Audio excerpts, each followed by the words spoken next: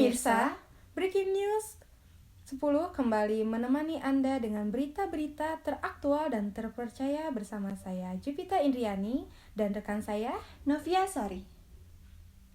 Berita pertama kita hari ini adalah mengenai ekosistem. Inilah kabar pagi ini selengkapnya.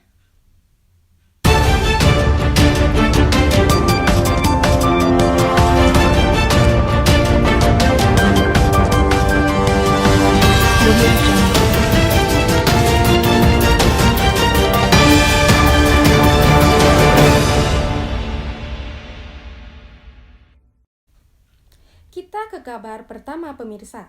Semua makhluk hidup memerlukan lingkungan tertentu untuk memenuhi kebutuhannya.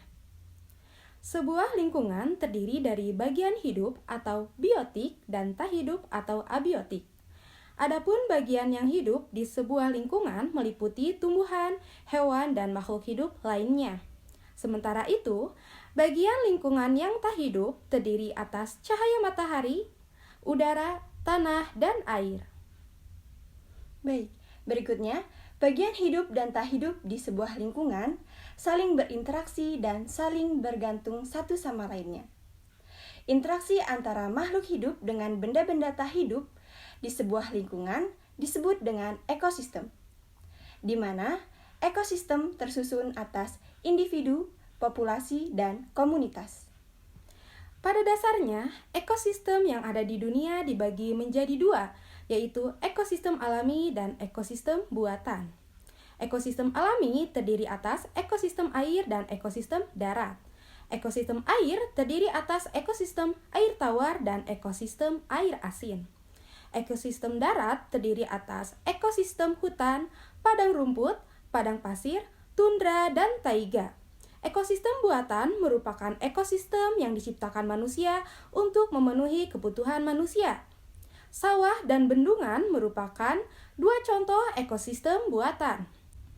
Ekosistem air tawar contohnya ekosistem danau, kolam, dan sungai. Ekosistem air tawar mendapatkan cukup sinar matahari dan tumbuhan yang paling banyak hidup pada ekosistem ini adalah ganggang. Ekosistem air asin contohnya kerang, koral, dan makhluk laut lainnya hidup pada ekosistem ini. Terdapat juga beberapa jenis hewan kecil dan tumbuhan alga yang dapat membuat sendiri makanannya. Adapun ekosistem darat, contohnya yaitu ekosistem hujan tropis, sabana, padang rumput, gurun, taiga, dan tundra. Dan untuk mengetahui kondisi terkini terkait macam-macam ekosistem, telah ada Mela Rosaliana yang akan melaporkan. Kepada Mela Rosaliana, dipersilahkan. Ya, baik Novia dan Jupita di studio. Selamat siang kepada para pemirsa. Kali ini saya akan melaporkan mengenai kondisi ekosistem. Pertama adalah kondisi dari ekosistem hutan hujan tropis. Nah, hutan hujan tropis ini merupakan hutan hujan dengan pohon-pohon tinggi dan iklim yang sangat hangat.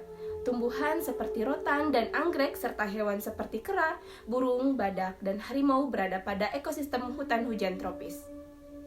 Baik, berikutnya yaitu ekosistem sabana, di mana ekosistem sabana ini memiliki curah hujan yang lebih rendah daripada ekosistem hujan tropis. Nah, hewan-hewan yang hidup di sabana antara lain berbagai jenis serangga dan mamalia seperti zebra, singa, dan lain-lain.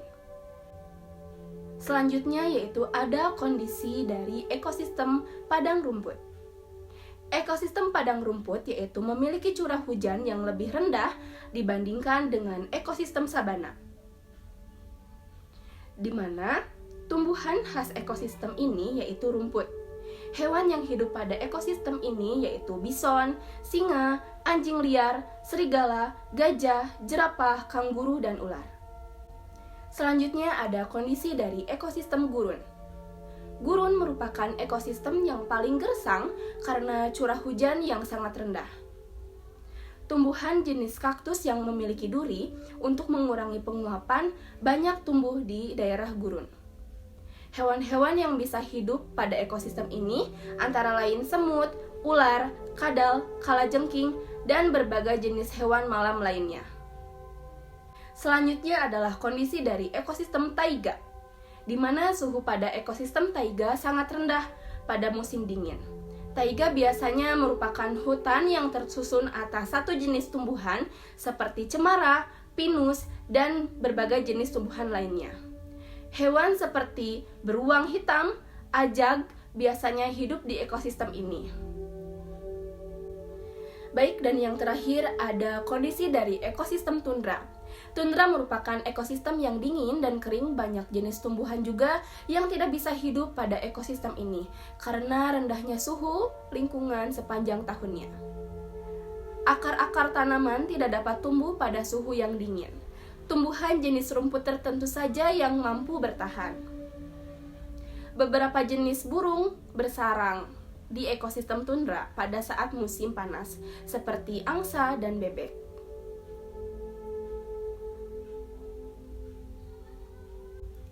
Baik, sekian laporan yang dapat kami sampaikan.